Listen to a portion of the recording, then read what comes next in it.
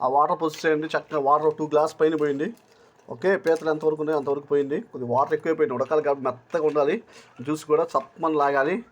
పీతల జ్యూస్ తింటుంటే పీతల కొండాలు తింటుంటే దాంట్లో నుంచి జ్యూస్ వచ్చిందండి.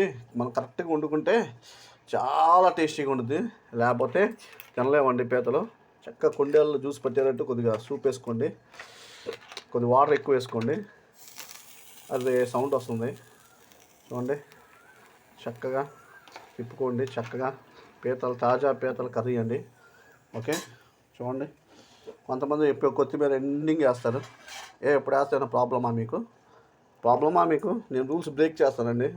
ఎండింగ్ కూర అయ్యే టైంలో 5 మినిట్స్లో వేస్తారు. నేను ఇప్పుడు వేస్తాను ప్రాబ్లమా మీకు? కూర తేడా వచ్చిద్దా?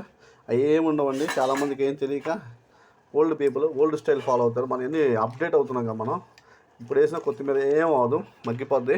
కొత్తిమీర ఫ్లేవర్ కూడా వచ్చింది. లాస్ట్ 5 మినిట్సే వేయాలి, లాస్ట్ ఉడికే టైంలో వేయాలని రూల్స్ ఏం లేవు. రూల్స్ బ్రేక్ చేస్తాం అయినా మనం. We are the poets, will break the rules, will create the rules, we don't follow grammar.